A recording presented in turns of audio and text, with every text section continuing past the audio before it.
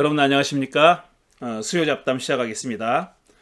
구약 성서의 하나님은 어떤 분인가 라는 주제로 제 책 하나님 몸 보기 만지기 느끼기 이 책을 읽어가면서 설명해 왔습니다. 오늘 28번째 시간인데 마지막에서 두 번째 장입니다. 그리고 본문으로는 오늘이 마지막 장이고 이제 다음 장은 닫는 글, 마무리하는 글이 됩니다.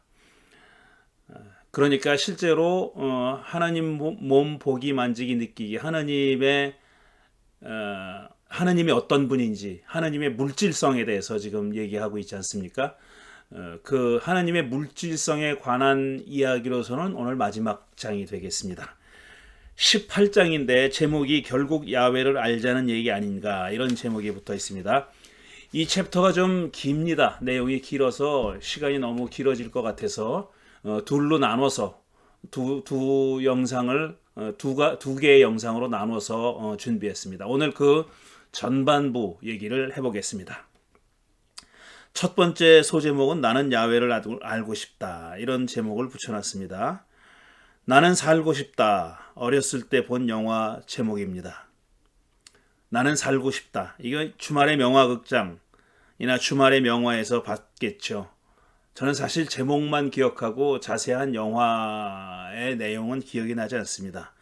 줄거리는 기억나지 않지만 주말 늦은 밤 식구들이 텔레비전 앞에 앉아 소리 죽여가며 봤던 기억이 아직껏 남아있다. 나는 살고 싶다. 왜 그렇게 살고 싶었을까? 아니, 살고 싶은 거야 당연한데 나는 살고 싶다고 외쳐야 했던 이유가 무엇이냐 하는 겁니다.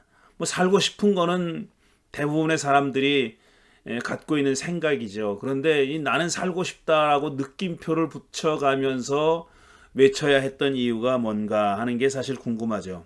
누가 그를 죽이려 했을 수도 있죠. 나는 살고 싶다. 실제 영화에서 누가 그런 대사를 했는지도 기억나지 않지만 그게 누구였든 절규하듯이 말했겠죠. 나는 살고 싶다는 영화 제목인데 이 챕터 소제목은 나는 알고 싶다라고 붙였습니다. 나는 알고 싶다. 이 말을 나는 살고 싶다처럼 절실하게 외칠 사람이 있겠냐마는 뭐 알고 싶은 사람들은 있죠. 뭐 어떤 주제에 대해서 어떤 그 내용에 대해서 알고 싶은 사람은 있지만 나는 살고 싶다라는 영화의 제목처럼 그렇게 절실하게 나는 살고 싶어. 나는 살고 싶단 말이야. 라는 그런 절실한 심정으로 나는 알고 싶단 말이야. 이렇게 외칠 사람이 있겠냐는 얘기죠. 알고 싶은 건 많죠.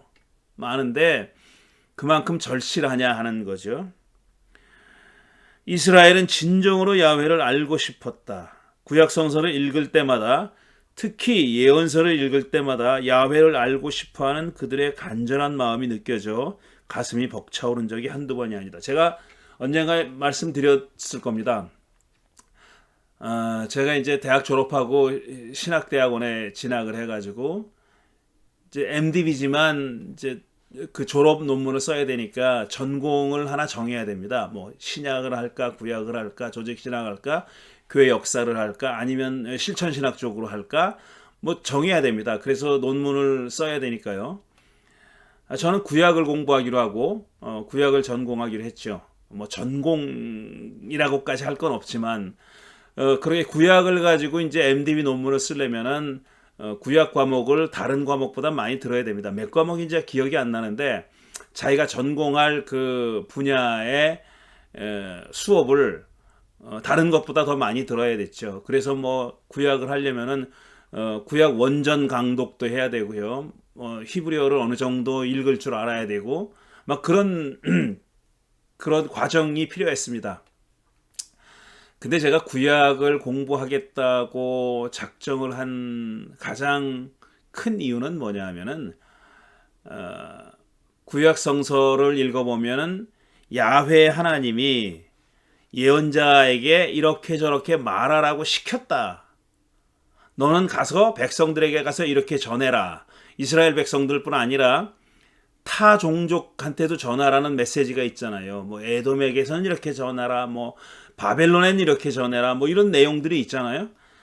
그러니까 야훼 하나님이 예언자에게 자신의 의지를, 자신의 뜻을, 자신의 생각을 전하라고 한 겁니다. 그러니까 그 전하는 역할을 하기 위해서 예언자를 부른 거죠.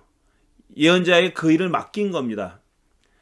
그런데 제가 궁금했던 점은 뭐냐면은 뭐 그때 다 목사는 예언자네 뭐 제사장이네 이런 말들을 할 때고 지금도 그런 말 하는 사람이 있지만 뭐 시대의 예언자라느니 뭐 이런 얘기를 하잖아요. 근데 예언자는 제가 궁금했던 거는 예언자가 하나님으로부터 말씀을 받았을 때 전하라는 메시지를 받았을 때 어떻게 받았는지가 궁금한 겁니다. 어떤 방식으로 어떤 방법으로 그 메시지를 받았는지. 그러니까 오랫동안 흔히 생각해 왔던 게 뭐 하늘에서 음성이 들렸고 그 당시에 이렇게 그 쓰는 문화가 아니었으니까 예언자가 그 말을 이 청각을 통해서 들었다면은 들었다고 생각했잖아요. 다들. 대부분 그렇게 생각했잖아요. 하늘에서 음성이 들려왔고 하늘에서든지 어디서든지 모르지만 모세에게는 신의 산에서 그런 음성이 들렸죠. 그런 음성을 들었고 그러니까 귀를 통해서 들었고 청각을 통해서 들었고 그 예언자는 다 적지는 못했겠지만 그걸 기억을 해가지고 백성들에게 전했다. 전하라는 대상에게 전했다 이거 아니에요. 근데 궁금한 것은 그렇게 긴 얘기를 어떻게 글자 그대로 기억을 했을까 하는 겁니다. 틀릴 수도 있지 않겠느냐? 아니 다를 수도 있지 않겠느냐? 예언자가 하나님으로부터 청각을 통해서 말을 들었다 할지라도 그렇게 들었던 말과 자기가 백성들에게 전한 말이 실제로 글자 그대로 똑같지는 않았을 거 아니냐라는 생각을 한 겁니다. 그럼 그게 정확하게 전한 게 아니지 않느냐 하는 거죠. 그리고 뜻이 잘못 전달될 수도 있고 예언자가 오해할 수도 있지 않았겠느냐라고 생각합니다. 그래서 딕테이션 한 게 아니라면은 딕테이션도 글자를 써야 딕테이션 하죠. 들은 거 가지고 기억해서 얘기하는데 어떻게 똑같을 수가 있냐는 거죠. 거기서부터 구약성서에 대한 관심이 생겨난 겁니다. 이게 어떻게 전해졌을까라는 겁니다. 야훼 형상을 만드느냐 마느냐 하는 문제를 두고 심각하게 이스라엘이 고민했을 때 또 과연 야훼의 목소리를 들을 수 있을까? 듣는다면 어디서 어떻게 들을 수 있을까를 두고 머리 싸매고 고민했을 때 그들이 진정 알고 싶었던 것은 야훼는 누구인가 였을 것이다. 야훼 하나님이 전한 메시지의 내용도 중요하지만 그런 메시지를 전하라고 했던 야훼는 누구냐 하는 것이 궁극적으로 알고 싶은 거죠. 메시지는 사안에 따라서 상황에 따라서 거기에 맞는 메시지를 전하는 겁니다. 근데 그런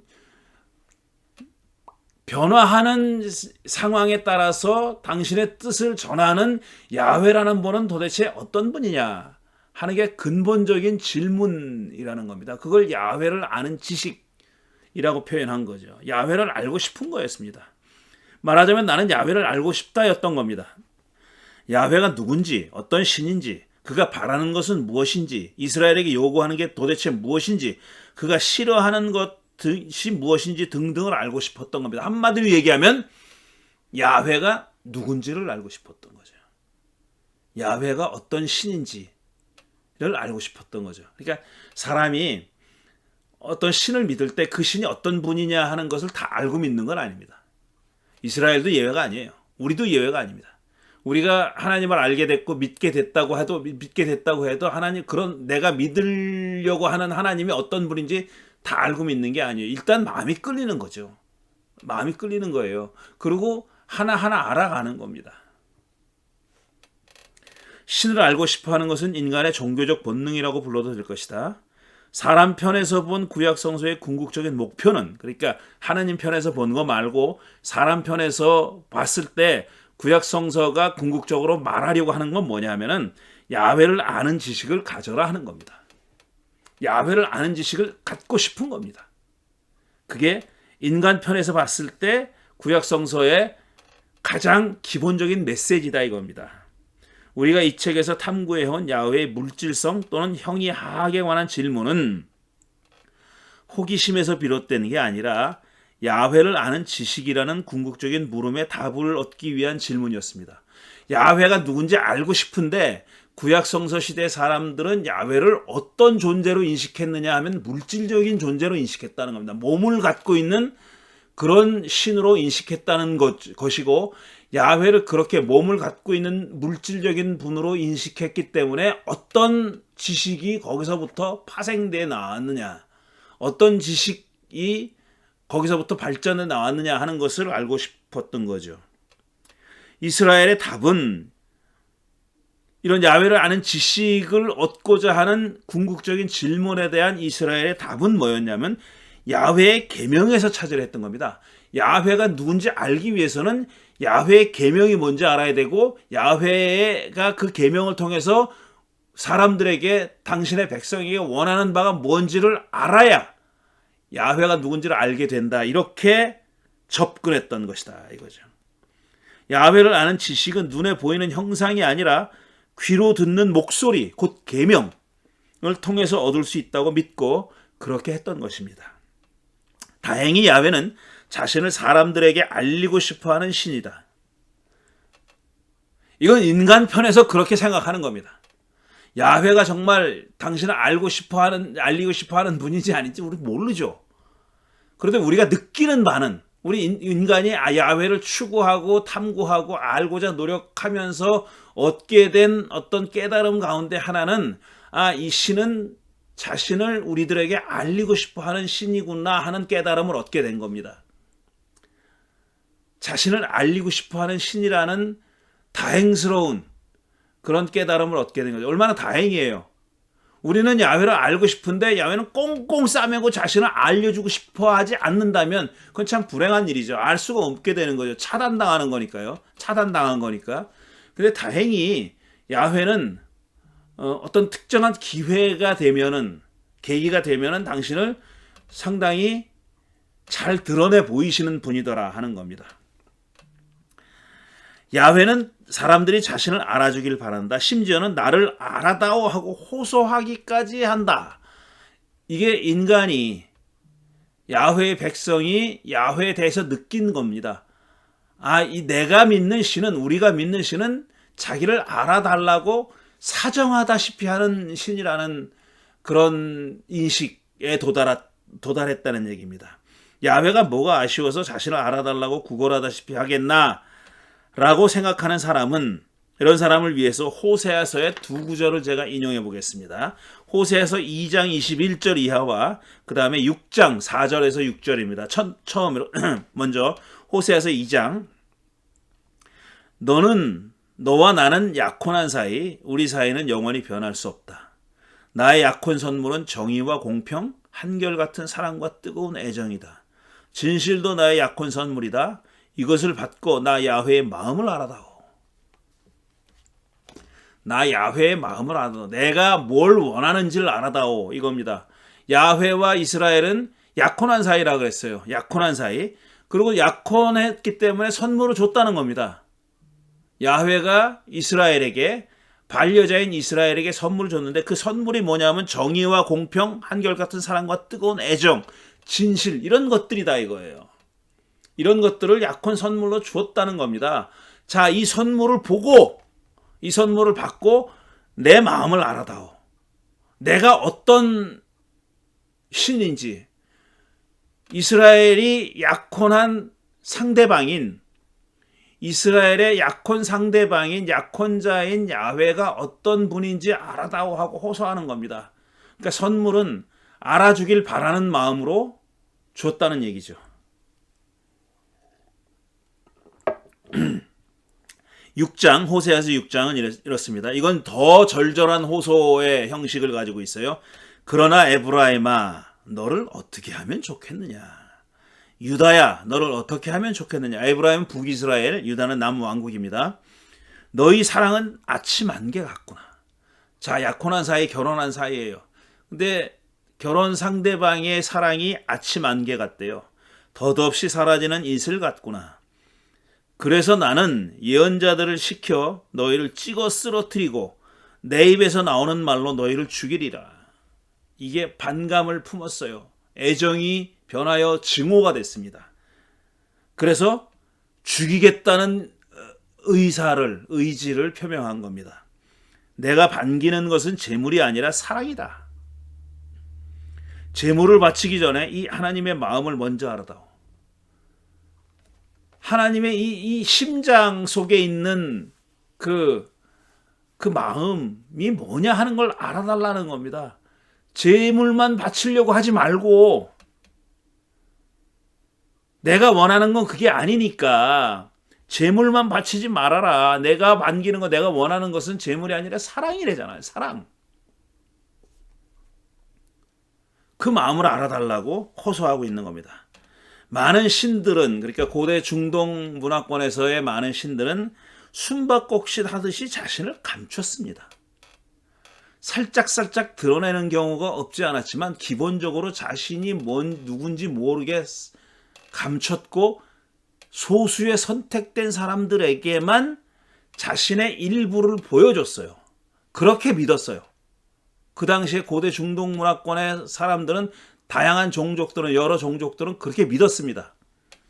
간혹 자신을 드러내는 신도 있었지만 극소수 사람에게만 그렇게 했습니다. 제사장이나 왕이나 이런 사람들이죠. 그런데 야훼는 자신을 드러내는데 조금도 주저함이 없어요. 알아달라 그러잖아요. 알아달라고 지금 호소하잖아요. 사정하잖아요. 빌잖아요.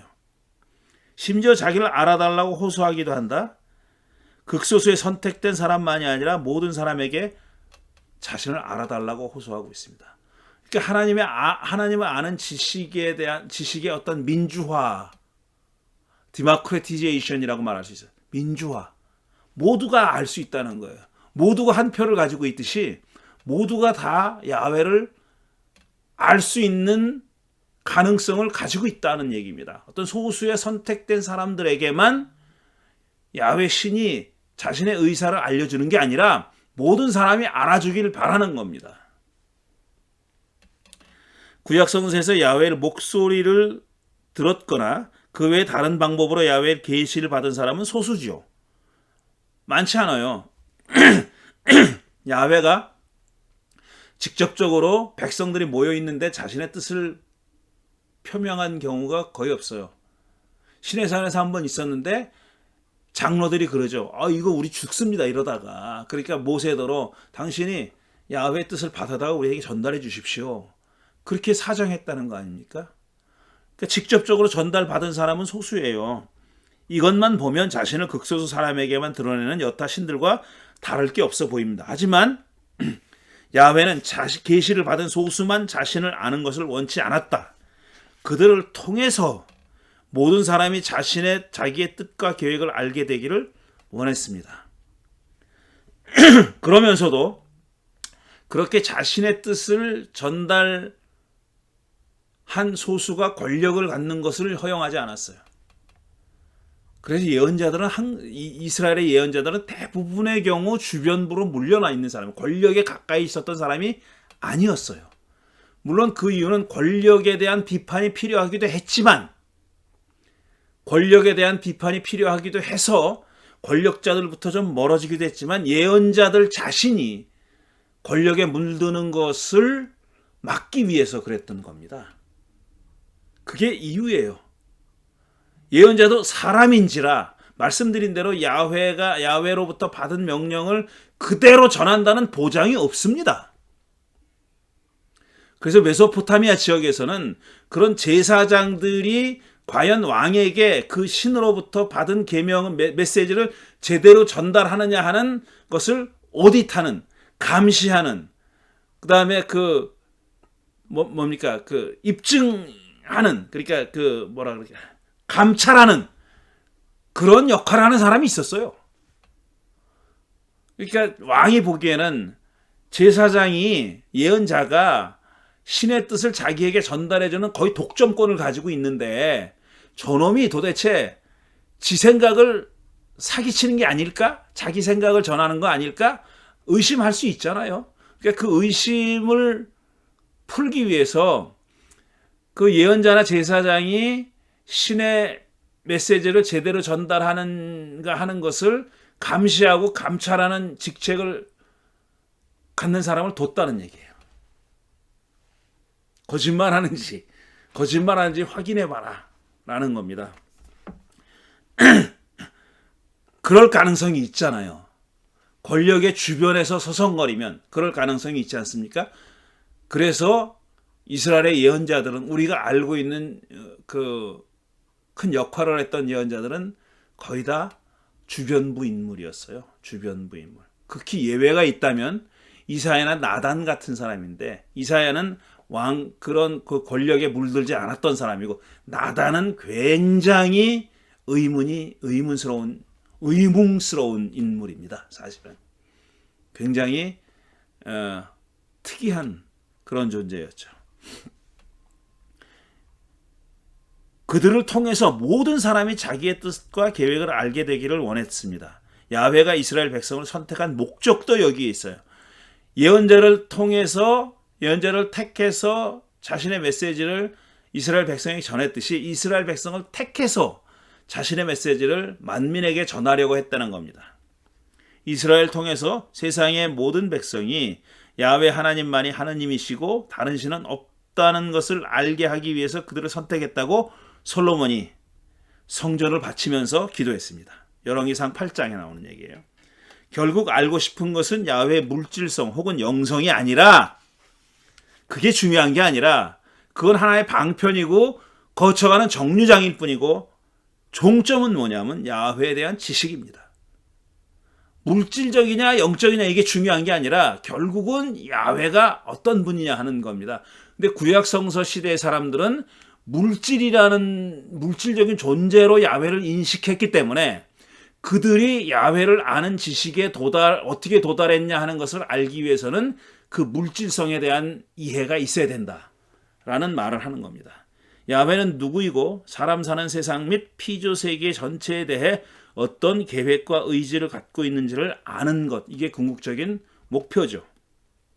이를 구약 성서는 야훼를 아는 지식이라는 말로 표현한 겁니다. 야훼가 물질적 존재임을 확인했던 것도 그것이 야훼를 아는 지식과 뗄 수 없이 관련되어 있기 때문에 그렇게 했던 것입니다. 제가 이 책을 통해서 그 작업을 했던 거죠. 자, 그 다음 단락으로 넘어갑니다. 야훼를 아는 지식이 무엇을 의미하는지를 살펴보기 전에 먼저 구약 성서에서 말하는 일반적인 지식이라는 것이 무엇을 가리키는지를 알아봐야 됩니다. 구약 성서에서 지식을 가리키는 말로 가장 많이 사용된 단어는 다트입니다. 다트라는 단어는 명사는 알다라는 뜻의 동사 야다에서 파생된 명사입니다.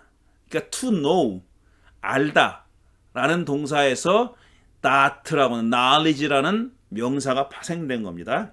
어휘사전을 보면은 어휘사전을 찾아보니까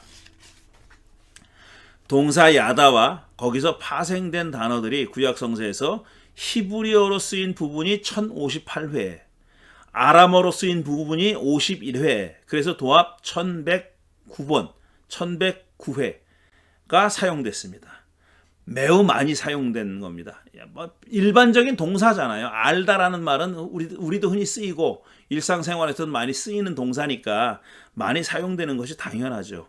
이 말이 특히 많이 사용된 책은 에스겔서, 시편, 예레미야서, 이사야서, 욥기 등 이런 책에서 많이 사용됐습니다. 그만큼 이런 책들에선 야훼를 아는 것이 하나의 중요한 주제로 다루어지고 있다라는 것을 짐작해 볼 수 있는 거죠. 다하트는 다양하고 광범위하게 사용됐지만 크게 나눠보면 세속적인 용법과 종교적인 용법으로 나눌 수 있습니다. 물론 이 구분은 현대적인 구분이에요. 세속과 어떤 거룩함을 구분하는 것이 우리 현대인에게 익숙하니까 그렇게 나눠본 겁니다. 둘 사이의 경계가 칼로 베듯 명확하진 않습니다. 요즘도 그렇지만 옛날엔 더 그랬습니다. 세속적 의미에서 다하트에는 이런 내용이 있어요. 이게 다하트입니다. 세속적 의미에서 눈으로 보거나 귀로 들어서 얻은 감각적 지식, 교육이나 반복적인 훈련을 통해 얻은 기술, 그리고 사제들의 제의 집행 기술, 마술, 점성술 등도 이 세속적 의미의 다하트에 포함됩니다. 제의와 마술, 점성술 등은 종교와 관련되어 있는 그런 지식이지만 그것을 습득하는 방법이 반복적인 교육과 훈련을 통해서이기 때문에 그게 필수적이라서 여기에 속하는 걸로 봅니다. 그러니까 옛날 제사장들이 그 고대 중동 지역에서 제사장들이 무슨 그 별을 보고 아니면 양의 배를 갈라서 내장을 보고 점을 쳤잖아요. 전쟁에 나가면 이깁니다. 아니 이번엔 지니까 나가지 마십시오. 이런 점을 친 것은 다 통계에서 비롯된 겁니다. 그냥 어떤 그 당시에 별을 보고 받은 인사이트에서 온 게 아니라 영감에서 온 게 아니라 아 저런 별이 저런 모양이었을 때 전쟁에 나갔더니 이겼더라.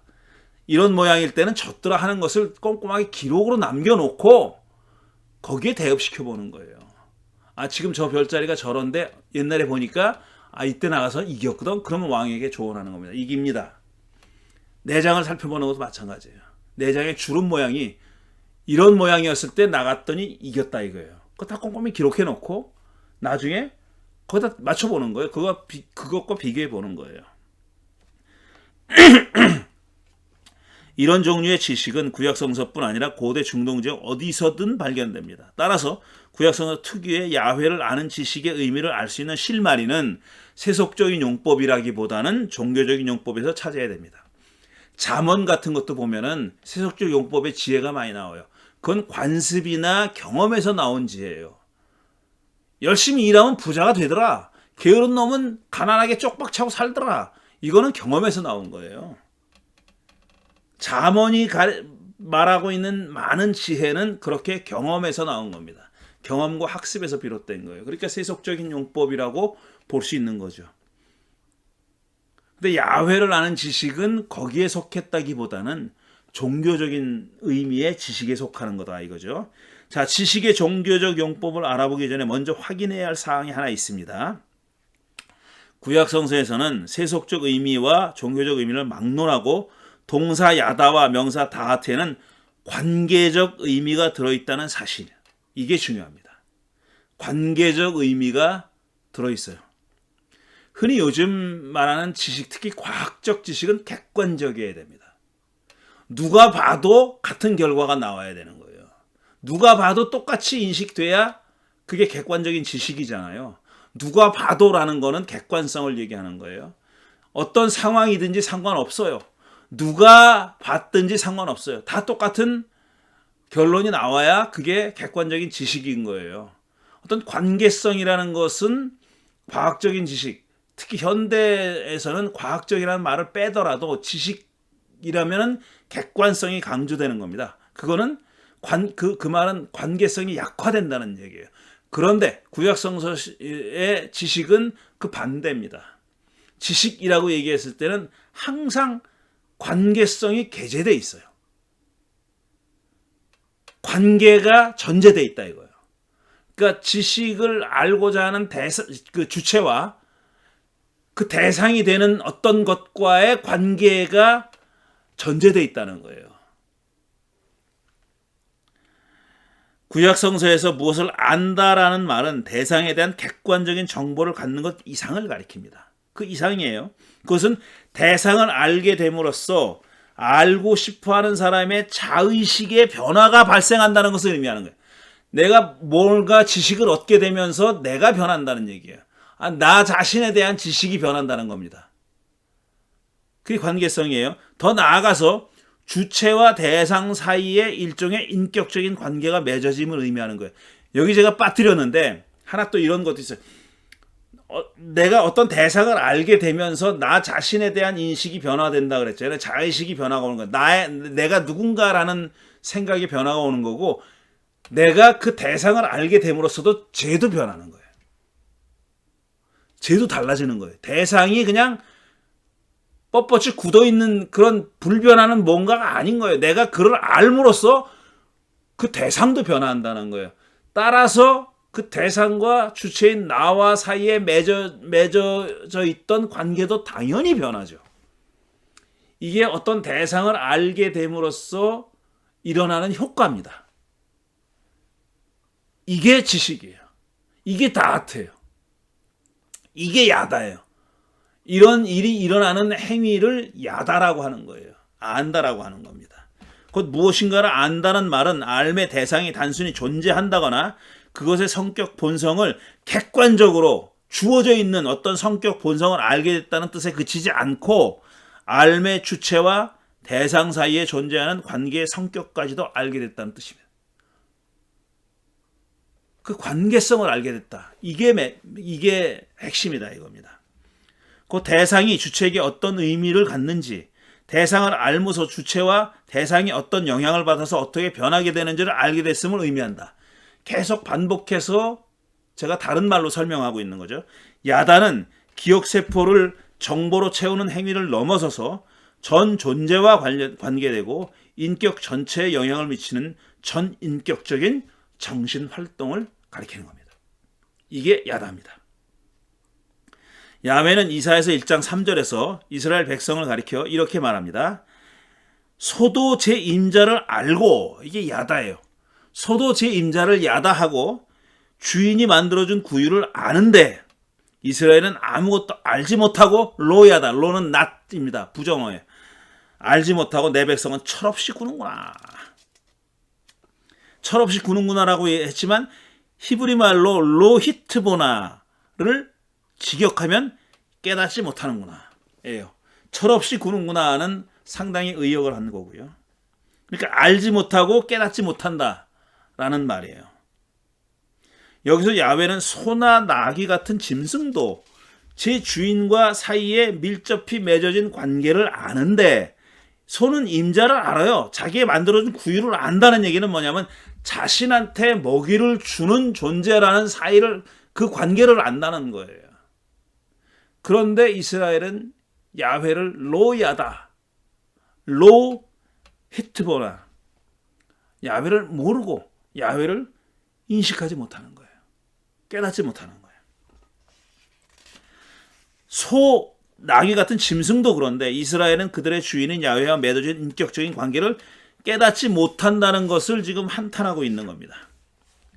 다하트가 정서적인 친근감이나 관심을 가리키는 경우도 있어요. 정서적인 친근감, 그 다음에 관심, 이걸 가리키는 경우도 있습니다. 창세기 39장에 요셉과 보디발에 대해서 얘기할 때 보디발은 자기의 모든 소유를 요셉에게 맡기고 자신이 먹는 음식을 빼놓고는 아무 것에도 마음을 쓰지 않았다 그랬어요. 마음을 쓰지 않았다고 돼 있는데 요셉도 보디발의 아내가, 자, 마음을 쓰지 않았다라는 말은 뭐냐면 관심을 갖지 않았다 이런 얘기예요. 그러니까 믿었다는 얘기예요. 믿었다. 그러니까 걱정을 하지 않았다 이런 뜻이에요. 염려하지 않았다. 그러니까 보디발은 먹는 것만 빼놓고는 요셉을 믿었다. 99.9% 믿었다 이런 얘기입니다. 요셉도 보디발의 아내가 자기를 침실로 유혹하자 보시다시피 주인께서는 제가 있는 한 집안일에 통 마음을 쓰지 않으셨습니다. 100% 신뢰했다 이런 뜻이죠. 당신께 있는 것을 모두 제 손에 맡겨주셨습니다. 그 말을 설명하잖아요. 바로 다음에. 보디발이 요셉을 전적으로 신뢰했기 때문에 집안일에 전혀 신경 쓰지 않았다는 뜻입니다. 여기서 사용된 말이 히브리어로 로야다, 알지 않았다 이런 뜻이에요. 직역하면 알지 못한다 이지만 실제 의미는 관심을 갖지 않았다 equal to 전적으로 신뢰했다. 관심이 없어서 안 가진 게 아니라 전적으로 믿었기 때문에 걱정하지 않았다, 염려하지 않았다 이런 뜻입니다. 그래서 영어 성경 개정 표준역은 He had no concern, 염려하지 않았다 라고 번역한 겁니다. 구약 성서에서 야훼를 아는 지식이라는 말은 야훼와 사람 사이의 관계를 설명하는 가장 기본적인 단어입니다. 야훼와 사람 사이, 야훼가 사람을 알았다 혹은 사람이 야훼를 알았다고 했을 때는, 그런 말을 썼을 때는 이 둘 사이의 가장 기본적인 관계를 설명할 때 그 단어를, 그 동사를 썼다는 얘기입니다. 요즘 말하면 믿었다라는 것과 상통합니다.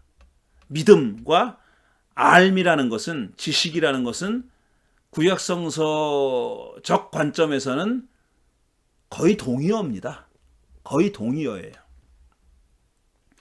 오늘날 기독교인에게 신앙은 곧 지식이고 지식은 곧 신앙이라고 말하면 그게 무슨 말이냐, 신앙은 지식을 초월하는 것 아닌가라고 반박하겠지만 구약 성서에서는 전혀 그렇지 않습니다. 알지 못하고 믿을 수가 없어요.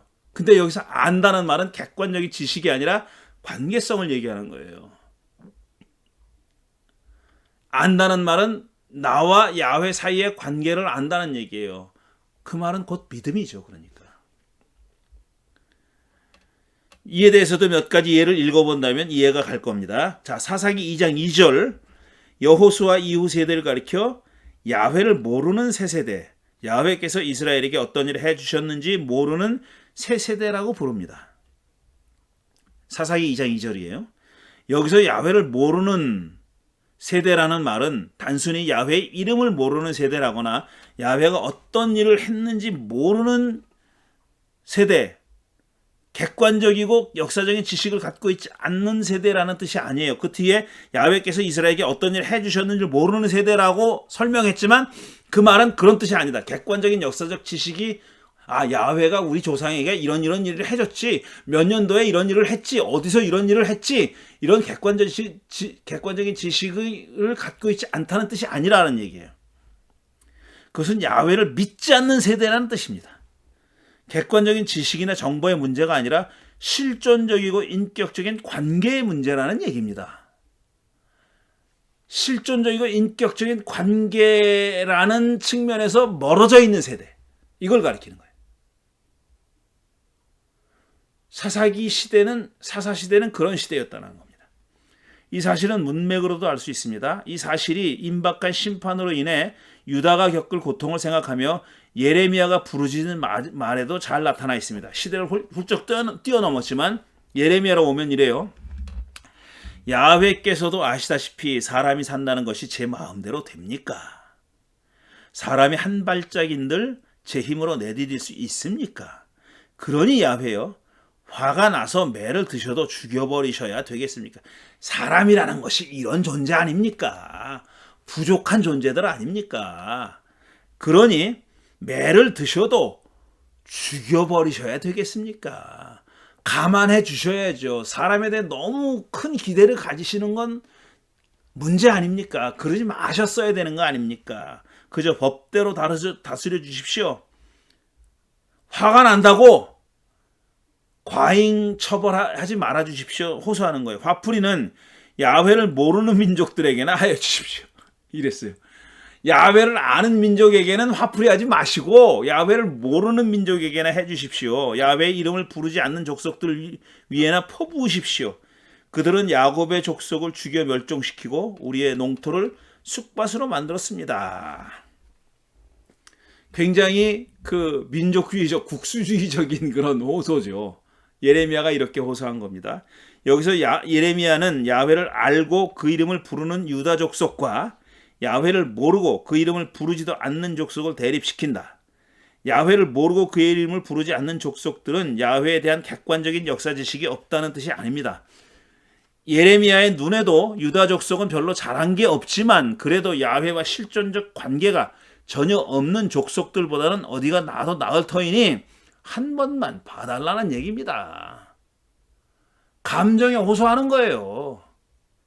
정서에 호소하는 겁니다. 봐달라고. 자, 구약성서는 야훼를 알 수 없는 분이라고 말하지 않습니다. 궁극적으로 야훼는 알 수 없는 분이에요. 이거는 철학적인 명제입니다. 우리가 사람이 야훼에 대해서 하는 모든 말은 사람이 야훼를 그렇게 생각하는 것이고 앞에 얘기했지만 야훼가 그런 것을 알려줬기 때문에 우리가 알게 됐다라고 믿는 겁니다. 그런 제한된 지식만 가지고 있는 궁극적으로는 야훼는 알 수 없는 분이에요. 하지만 구약성서는 궁극적으로 야훼가 알 수 없는 분이다라고 얘기하지 않아요. 야훼는 알 수 있는 분이라고 얘기해요. 왜? 야훼는 소통하고 싶어하는 신이니까. 이스라엘 백성들과 소통하고 싶어하는 신이니까. 자기를 알리고 싶어하는 신이니까. 또 알아달라고 호소하는 신이니까 궁극적으로 알 수 없는 분이다라고 얘기하지 않습니다. 알 수 있는 분이다라고 얘기하는 거죠. 현대인에게는 야훼는 알 수 없는 분이라는 말이 상당히 익숙하지만 이 말이 구약성서에선 딱 들어맞지는 않습니다. 그렇다고 틀렸다는 것도 아니에요. 딱 들어맞지는 않는다는 얘기예요. 애매한 회색지대에 있다는 얘기입니다. 상당히 구약성서에서 야훼는 알 수 없는 분이라고 말할 수는 없다는 얘기입니다. 야훼는 알 수 있는 분이에요. 물론 구약 성서가 야훼를 다 알 수 있다고 말하지는 않습니다. 그래도 야훼가 자신을 드러냈고 계시하기 때문에 알 수 있다는 뜻입니다. 야훼가 자신을 계시하고 싶어 한다는 거예요. 그래서 알 수 있는 가능성이 열려 있다는 얘기입니다. 야훼는 창조 이래 줄곧 자신을 계시해 왔습니다. 계시가 없었다고 해도 야훼를 알 수 있었는지는 말할 수 없어요. 이거는 일어나지 않은 일에 대한 가정이니까 대답할 수 없습니다. 구약성서가 그런 가정을 하고 있지 않아요. 구약성서의 하나님은 계시하는 분이에요. 자신을 알려주는 분이에요. 흥미로운 사실은 야훼가 자신을 계시했음에도 불구하고 구약성서는 사람이 적극적으로 야훼를 찾아야 한다고 말하고 있는 점이에요. 자, 야훼가 자신을 알려주면 자동적으로 그 야훼를 알게 된다 이렇게 얘기하지 않아요.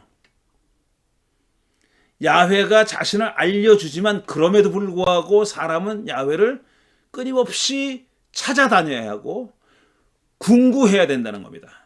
연구해야 되고 찾아야 한다는 거예요.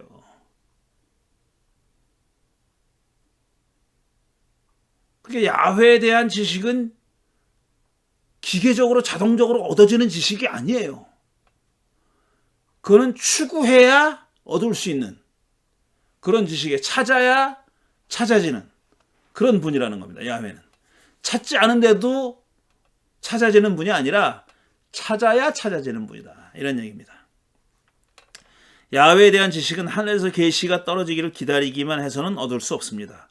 야훼를 알고 싶으면 야훼에 대한 지식을 가지려고 적극적으로 노력해야 한다는 겁니다. 야훼를 만나고 싶으면 온 힘을 기울여서 그를 찾아다녀야 한다는 겁니다. 저절로 알게 되는 게 아니다. 구약성서에는 이런 뜻이 담겨있는 구절들이 매우 많습니다. 몇 가지 예만 들어보겠습니다. 신명기 4장 매우 묘한 장이에요. 신명기는 이스라엘이 약속의 땅에 들어가기 직전에 광야에서 모세가 이스라엘 백성에게 마지막으로 한 연설의 형식을 띠고 있어요. 그러니까 아직 약속의 땅 가나안에도 들어가지 않았어요. 그런데 신명기 4장의 내용은 그로부터 먼 훗날에 대한 일어날 일에 대한 예언인 것처럼 보입니다. 자, 이렇게 돼 있어요. 신명기 4장에는 모세가 요단강을 건너 가나안 땅에 자리 잡으려는 이스라엘에게 다짐받는 얘기가 나옵니다. 그는 먼저 이렇게 말합니다. 야훼께서 너희를 여러 민족들 사이에 흩으시리니 흩어버리겠대요. 지금 약속의 땅에 들어가지도 않았는데 아직 그 먼 미래에 일어날 일을 미리 얘기하는 거예요.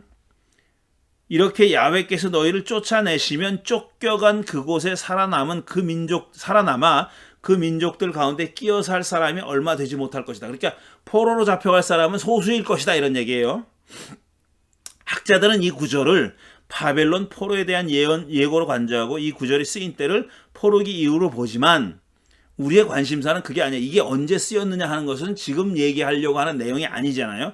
넘어갑니다. 따지지 않고 넘어가겠습니다. 계속해서 모세는 거기에서 너희는 나무와 돌을 가지고 사람이 손으로 만든 신, 보지도 못하고 듣지도 못하며 먹지도 못하고 냄새도 맡지 못하는 신을 예배하게 되리라. 자, 이스라엘은 어쨌든 이스라엘 안에도 야훼 이외에 다른 신을 섬기는 사람들이 있었어요.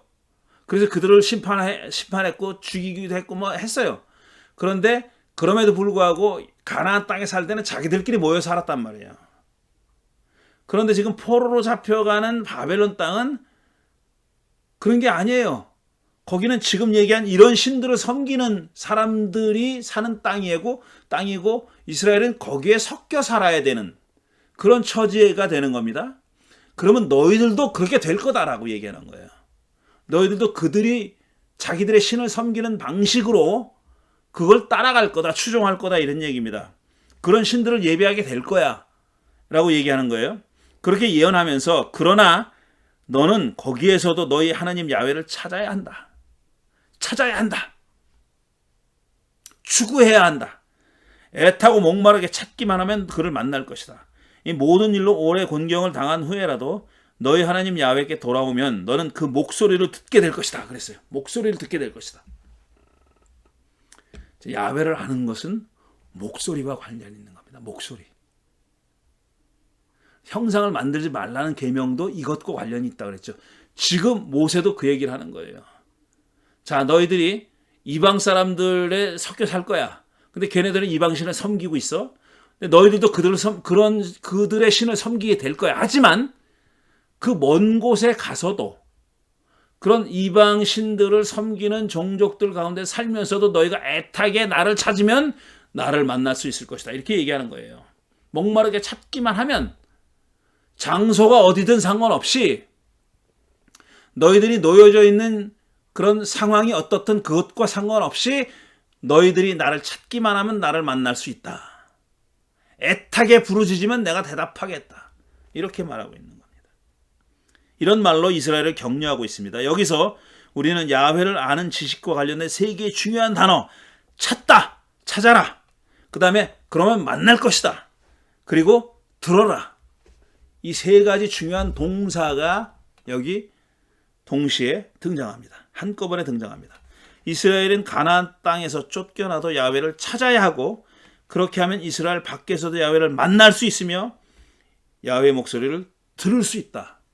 이런 얘기를 하는 겁니다. 그 누가? 모세가 신명기 4장에서 먼 훗날 일어날 일을 이렇게 예언했다는 겁니다. 시편 9편 10절은 야훼여 당신을 찾는 자를 아니 버리시기에 당신 이름 받드는 자 그 품에 안기옵니다 라고 노래했고 야훼를 찾는 자는 야훼를 절대로 버리지 않는다는 겁니다. 시편 14편은 야훼 하늘에서 세상 굽어보시며 혹시나 슬기로운 사람이 있는지 하나님 찾는 자 혹시라도 있는지 이리저리 두루 살피시지만 모두들 딴 길 찾아 벗어나서 한결같이 썩은 일에 마음 모두어 착한 일 하는 사람 하나 없구나. 착한 일 하는 사람 하나 없구나라고 탄식합니다. 시편 14편은 그렇게 탄식해요. 야훼가 당신을 찾는 자를 찾으러 눈에 불을 켜고 찾으러 다닌다는 거예요. 이리저리 두루 살피며 돌아다닌다는 거예요. 혹시나 어디 나를 찾는 자가 있나 싶어서 간절한 심정으로 야훼가 찾아다닌다고 했어요. 이렇게까지 얘기합니다. 이 모두 야훼를 아는 지식은 찾아야 얻을 수 있다는 것을 강조하고 있는 구절입니다. 마지막으로 시편 119편 2절 복되어라 맺은 언약 지키고 마음을 쏟아 그를 찾는 사람이나 이사야 9장 13절 그러나 이 백성은 맺으신 이에게 돌아오지 아니하고 만군의 야훼를 찾지도 않는구나. 이사야 51장 1절 나의 말을 들어라 정의를 추구하고 야훼를 찾는 자들아 너희를 떼어낸 바위를 우러러보고 너희를 파낸 동굴을 쳐다보아라. 이런 귀절들도 모두 애써서 야훼를 찾아야 야훼를 아는 지식을 얻을 수 있다라는 사실을 강조하는 겁니다. 자, 오늘 여기까지 하겠습니다. 다음에 이제 야훼를 아는 지식은 어디서 얻을 수 있는가, 어떻게 얻을 수 있는가 하는 얘기를 마지막으로 하려고 하는데요. 이 마지막 챕터가 사실은 뭐라 그럴까 제가 제일 하고 싶은 말이 담겨 있는 그런 챕터입니다. 그러니까 이 내용도 길고 해서 두 주에 나눠서 하는데요. 이 야훼를 아는 지식이라는 거 우리가 다시 한번 강조하는데 믿음하고 지식하고는 함께 가는 거예요. 전혀 상반되는 게 아니에요. 지식을 버려야 믿음을 얻을 수 있다고 말하는 사람 사기꾼입니다. 거짓말쟁이입니다. 알려고 하는 노력을 하지 않아야 자기 말을 맹종하기 때문에 그렇게 하는 겁니다. 야훼를 아는 지식에 대한 민주화도 얘기했어요. 제가 우리가 믿는 하나님은 다시 모든 사람이 자신을 알게 되길 바라고 모든 사람이 자신을 직접적으로 만나게 되길 바라는 거예요. 어떤 매개자, 중개자를 통해서만 자신에게 도달할 수 있고 자신의 뜻을 얻을 수 있다, 받을 수 있다. 이거 가짜입니다. 거짓말입니다. 누구를 선택해서 당신의 뜻을 전해주지만 결국 하고 싶은 거는 그 사람에게 권력을 주는 게 아니라 매개자, 중재자에게 권력을 주는 게 아니라 모든 사람에게 당신을 아는 지식에 당신이 뭘 원하는지를 알려주고 싶어서 그러는 거예요. 그러니까 야훼를 아는 지식의 민주화 이건 매우 중요한 겁니다. 보통 평등 선거가 민주주의의 가장 기본이듯이 모든 사람이 야훼를 알 수 있고 또 그래야 한다는 것이 믿음의 가장 기본적인 민주주의란 제도로 비유하자면 보통 평등 선거와 같은 겁니다. 예, 오늘은 여기까지 하겠습니다. 다음 주에 계속 야훼를 아는 지식에 대한 얘기를 이어가겠습니다. 감사합니다.